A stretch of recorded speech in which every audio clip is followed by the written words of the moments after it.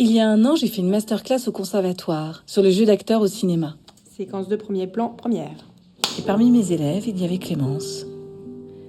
Et cette année, j'ai reçu un message de Clémence.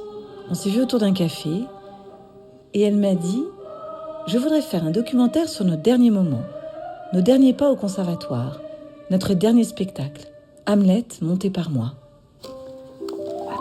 André, tu me dis quand t'es prêt. Je suis prêt, je tourne. Alors, on y va. Bonjour Clémence. Bonjour. Enchanté.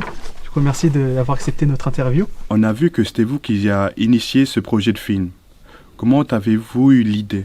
J'avais une envie que un film soit fait sur la création, sur les coulisses d'une création et donc d'Hamlet.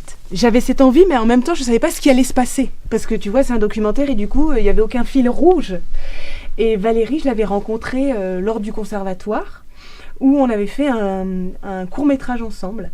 Et j'avais adoré la rencontre. Et puis donc un jour, je me dis, allez go, je lui envoie un message en lui disant, écoute Valérie, je sais pas, je sens une nécessité, il va se passer beaucoup de choses pendant cette création, est-ce qu'on peut se voir ? On prend un café et elle me dit à ce café, alors tu veux que je te donne des conseils ? Et là, je me suis dit, ah non Valérie, je voulais savoir si tu pouvais faire le film. Et là, elle m'a écoutée, j'ai dit, voilà, je sais pas, mais je sens quelque chose, etc. Et elle m'a dit, go. Je ne savais pas du tout ce qu'allait devenir ce film. C'est ce que je lui avais dit, ce film sera le tien. Et en fait, je l'ai vu 3 fois en tout. Et au fur et à mesure que je le voyais, je prenais beaucoup de distance. Et les 2 dernières fois, j'ai trouvé ça, en fait, fantastique parce que je me suis dit, avec le peu de moyens qu'elle a eu, mais vraiment, hein, elle a pris ce qu'elle avait, elle a réussi à en faire un film, une patte, où ça parle pas que de théâtre, ça parle aussi de nos vies, de sa vie, du fait que parfois dans nos vies on a des bouleversements. Et la question c'est pas quels sont ces bouleversements, mais comment tu les vis. L'important, c'est de croire en ta pièce, même si aujourd'hui ce n'est encore qu'un rêve.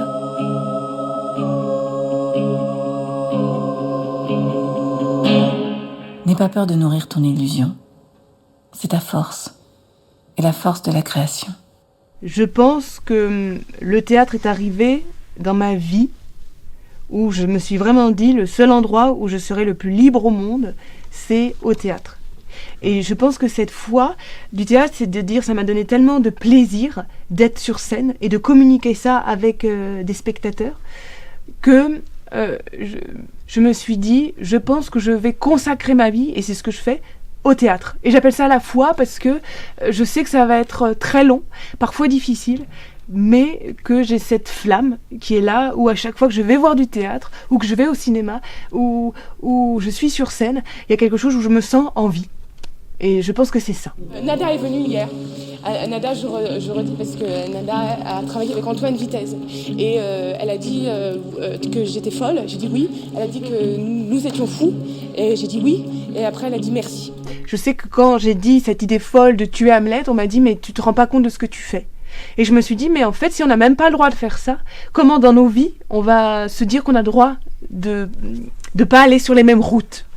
Et je pense que c'est ça aussi quand Valérie m'a dit, parce qu'il y a eu plusieurs fois où j'ai tellement douté en me disant mais en fait je vais partir. Il y a même une fois un matin où j'ai dit à Valérie en fait j'arrête tout là. Elle m'a dit non. Et je crois que c'est ça, c'est parfois on a des envies folles qui dans nos vies on oublie. Et nos flammes s'enlèvent. Notre évolution à nous, je sais pas, devient comme tout le monde. Et je crois que c'est ça où elle dit que c'est hyper important de se souvenir de pourquoi, quels étaient nos rêves, nos ambitions, et ne pas les oublier. Ta ta ta la, ta ta ta ta ta ta ta ta ta ta ta ta la, ta ta ta. Allez, je dis qu'il n'y aura plus de mariage, que ceux qui sont déjà mariés, tous afin qu'ils vivent, mais le reste.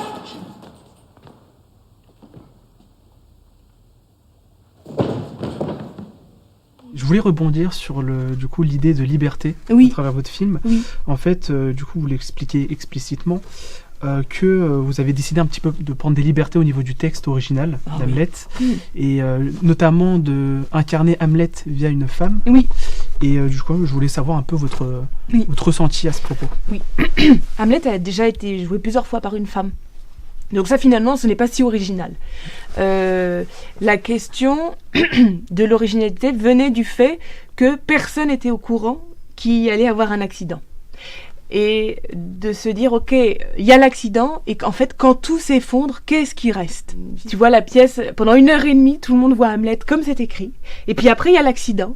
Et du coup, nous, en tant que comédienne, on est finalement dans la merde, en disant mais en fait là on se met nous-mêmes dans la merde, et c'est fou parce qu'en clown on nous apprend ça, les spectateurs adorent qu'on soit dans la merde, et d'un coup il y a un présent qui est là, et donc comment on fait pour reconstruire tout qui s'effondre. Et c'est un peu ce qui se passe où Ophélie, donc sans faire exprès, tue Hamlet, on fait tout effondrer. Et d'un coup, c'est elle qui va reprendre les rênes, c'est elle, le personnage le plus emblématique, c'est pas si vrai, mais grossièrement je le dis comme ça, va prendre ce rôle emblématique d'Hamlet, en la voyant au départ, qu'est-ce que jouer, qu'est-ce que dire les mots, etc. Et puis petit à petit, c'est un peu la folie du théâtre, et qui est un peu fou, c'est que si on y croit, tout le monde va y croire. Et pourquoi, on ne sait pas, mais c'est comme ça. Je suis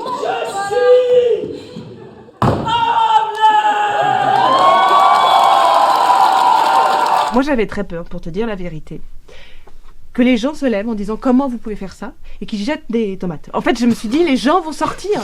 Et puis en même temps, je me suis dit, tiens, c'est intéressant que les gens sortent. En vrai. Au moins, il se passe quelque chose. Les gens, quand ils sont sortis, m'ont dit qu'est-ce que c'était jubilatoire. Mais parce qu'on s'est vraiment mis en danger. Et qu'eux-mêmes se sont mis en danger en tant que spectateurs, en disant est-ce qu'on n'accepte pas ? Allez, on accepte. Et on voit où on va tous ensemble. Dans ce bel univers, après moi, tu dois vivre, honoré, adoré. Et peut-être un mari aussi tendre que moi. J'étais géo dans les clubs de vacances avant, pendant 4 ans et demi. Je suis un peu biaisée parce que ma mère est actrice. Mon père était directeur de théâtre. Je voulais être dans la police criminelle. On m'a fait découvrir des auteurs, donc Lagarce, Tchekhov. Je me suis intéressé au cinéma. C'est la première fois que j'ai lu un livre en entier. Je pensais pas faire ce métier. J'étais animateur. J'ai travaillé en intérim, j'ai été coursier, barman, vigile, j'ai tout fait. Dans le monde, il y a beaucoup de personnes qui souhaitent créer, qui souhaitent entreprendre. Oui. Du coup, pour ces personnes-là, ça sera quoi vos conseils ? Que de toute façon, elles ou ils auront peur. Et que ça, c'est bien. Ça veut dire qu'il y a quelque chose. Et qu'il faut être bien entouré. Et qu'il ne faut pas attendre. Que ça va être difficile. Mais que si tu es bien accompagné, tu peux... pour ceux qui veulent faire des films, créer un scénario, et qu'il y a des aides aussi à côté, qu'il faut regarder sur Internet, mais il y a des aides qui se font maintenant pour on appelle ça l'émergence, pour les personnes qui débutent. Bon, après, le but est de sortir de l'émergence. Mais donc, il y a des organismes qui aident, parce qu'il y a des personnes qui se sont battues pour nous, en vrai.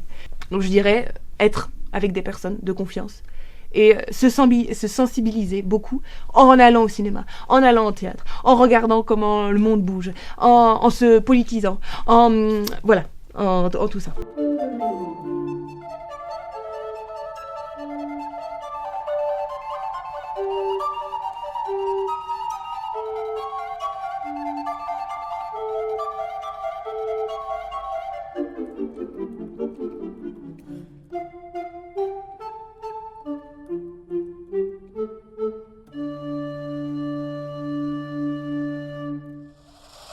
Tu te rêves comment dans 10 ans?